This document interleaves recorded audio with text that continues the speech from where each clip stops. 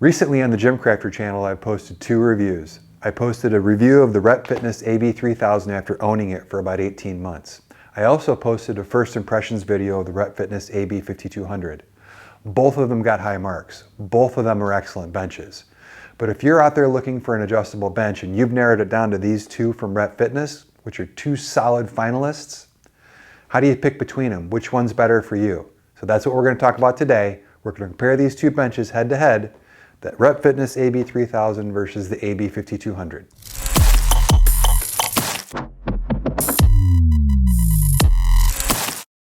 When you're putting together your home gym, you can go cheap in some areas and you'll never know. In other areas, you're going to get reminded every single time, and no place is that more true than your bench. Your bench is the thing that you use and touch almost every single time that you work out. You lay on it. It's got to support your weight. It's got to hold you and the bar and the weight that you're lifting. It's going to get moved and knocked around and jumped on and jumped off of and stood on and kneeled on. It's going to take a beating. And if you go cheap, you're going to be reminded of the fact that you went cheap every single time you train. Trust me, I've been there.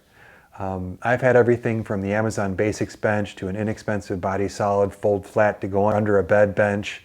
I've had a couple of Bowflex benches, and every time I sat on those, I was reminded that I had a subpar bench, an inexpensive bench. So when it came time to put together a real gym here in the garage, one of the things I knew I wanted to do was get a nice bench.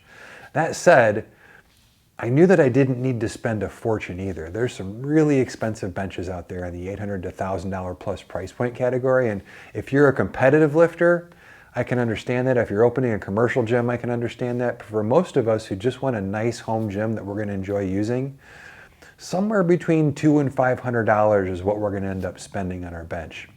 When I did all the research and I narrowed it down to 2 options, and you're looking at these 2 options here, the Rep Fitness AB3000 and the Rep Fitness AB5200. These were my 2 finalists when I did my research. But I think that I'm probably not alone when doing research and having come down to these 2 as finalists. I figured I'd make a comparison video. Let's put these things side by side, show you exactly how they stack up, show you what I like and don't like about both of them. We're going to take a look at them top to bottom, front to back, compare everything that I can think of, and then as with everything, I'm going to link in the description below. I'll link you to all the actual detailed specs and weights and measurements and things like that. Before I get into the detailed specifics of each bench, there's a couple of overall comparisons that I think are important. First of all, at the time that I'm making this video, the Rep AB3000 runs $249 before shipping and taxes. The AB5200 runs $469 before shipping and taxes. This is considerably more expensive than this. Now, in the grand scheme of quality premium benches, neither one is expensive. But when you're putting together a home gym, things add up quick, so that extra couple $100 can go a long way towards a better barbell, better dumbbells. So if budget is a concern, I wouldn't have any hesitation of going with the 3000 if you're on a tight budget. The $249 price point is excellent for the quality that you get. Now, overall build quality. AB3000 comes in at 85 pounds. The 5200 comes in at 125 pounds. There's a significant difference in build quality. Some of this is made with 7-gauge steel. You just don't find that heavy duty construction in much out there these days. Even racks are typically 11-gauge, and they're meant to hold thousands of pounds. So overall build quality, the 5200 is bigger and beefier, but overall beefiness, overall build quality goes to the 5200. It is heavier, it is bigger. So here we have the 2 benches side by side, and I've raised the back pad so that you can see one of the primary differences here. As I mentioned, the 5200 is a bigger, beefier bench, comes in at 45 pounds heavier, and some of that weight is in the back pads. Now, I'm 6'6".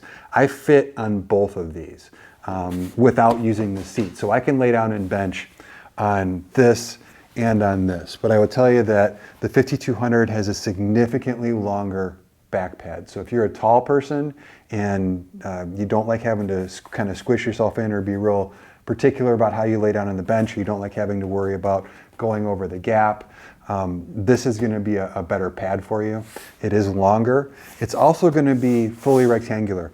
The 3100 is kind of tapered up here at the top, and this is going to be squared off. So this is much more like a solid flat bench when it's down. So if you like benching on just a regular flat bench, this is going to support you a lot more like you're used to. The width is pretty comparable between the two, and the thickness of the padding is pretty comparable between the two.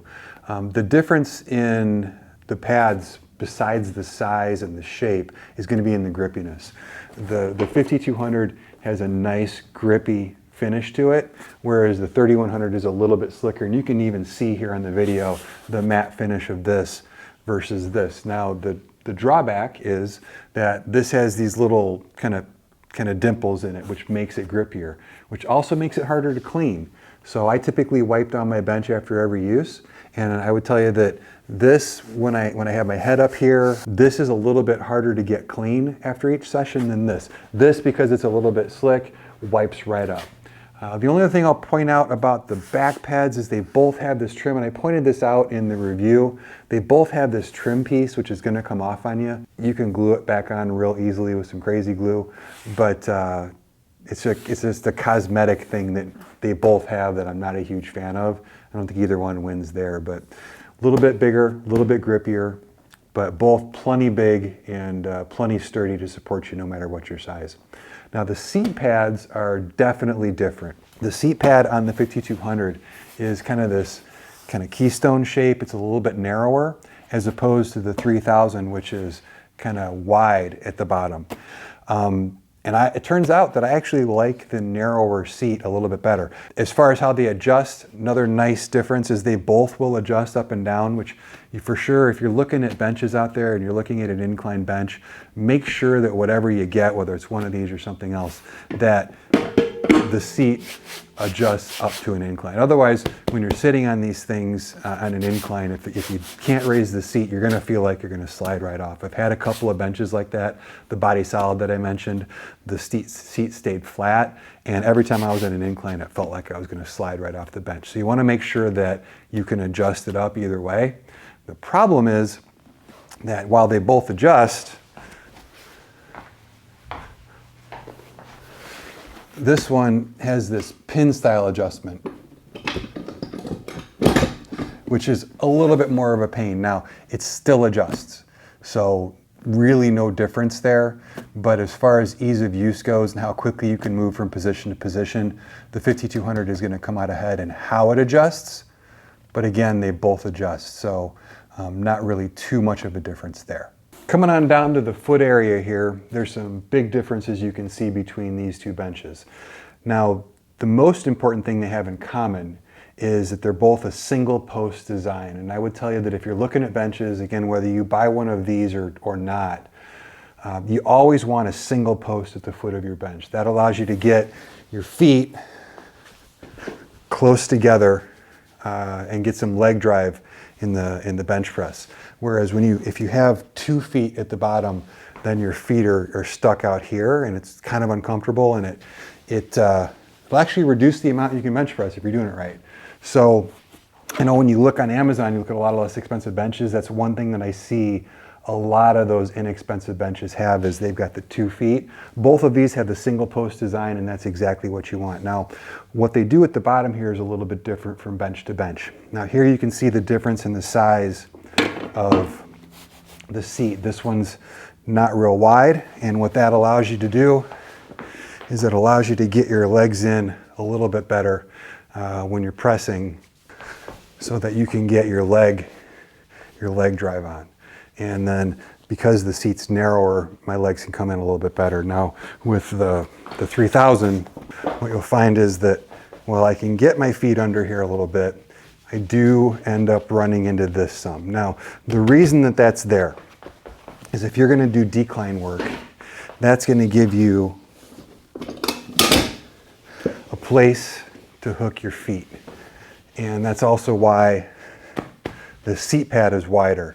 So it's kind of, I got a big roll here that's wide, and what that's for is that's to hook your legs on when you're doing any type of a decline work or decline sit-up, decline press. This gives you a place to secure your feet. So for me, I never actually used this. And what I would have liked is for this whole assembly to come off. Now, it never got in the way. So a lot of people have asked me, does this get in the way? And as you can see, when I'm trying to put my feet under here for leg drive, these are way out in front. So that doesn't get in the way of bench pressing. This kind of does a little bit, but it's not terrible. I didn't really have any, honestly, I had no complaints about this until I got this bench and experienced the difference firsthand myself. So it wasn't ever something that made me go, I want a different bench.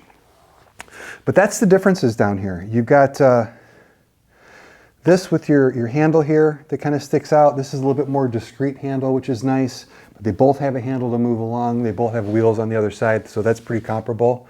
Just this has a lot more going on down here. Looking at the head end of the benches shows even more differences between the two. So let's start over here with the 3100. Again, they both have wheels on the bottom. This one has nice 2-inch kind of industrial caster type wheels, whereas this has little rollerblade wheels. Now the wheels are appropriate for each one. Again, this is 85 pounds, this is 125, so this needs bigger wheels. But these wheels are definitely heavier duty. There's some bearings in here, whereas here, they're just kind of there. So, but both have wheels. The footprint at the head is actually bigger on the AB 3100.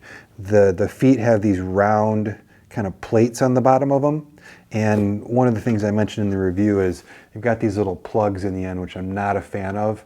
I kicked the ends of this quite a bit too, and these things always go flying. I always find these laying around the garage someplace that they've come out. So I'm not a huge fan of that, but that's an easy fix. Just glue those puppies back in. I'm just too lazy to do that. But the overall width of the foot down here is a little bit wider than it is here. There's no difference in stability. In fact, because of the weight, this is for sure the more stable bench.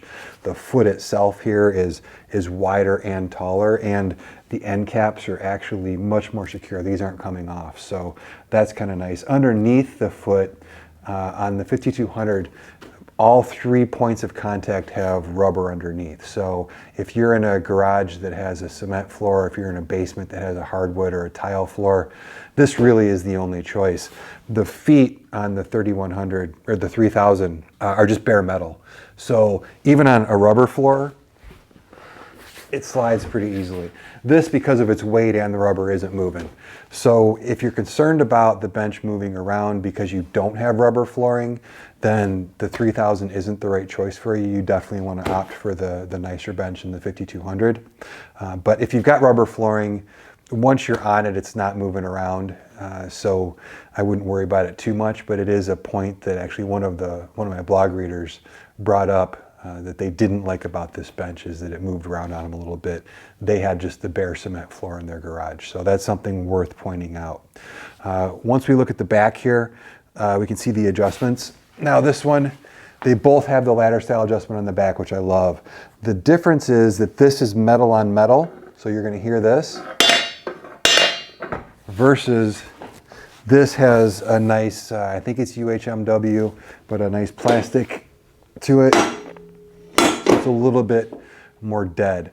Also, there's a guard that will keep this from flipping around, and that's so that when you stand it up on its end, the seat doesn't go flying everywhere. It just stays this. Because you can't store this on its end, this isn't secured in any particular way.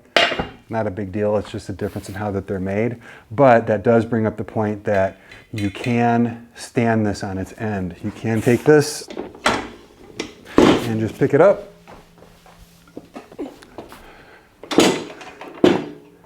And it stores right on its end like that. And that's something that I didn't think I would use very much, but I gotta tell you, I use it all the time. I love just being able to get this thing up and out of the way.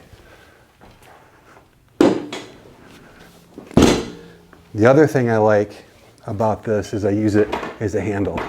This is heavy, so to have a place to grab it, to pick it up, is important.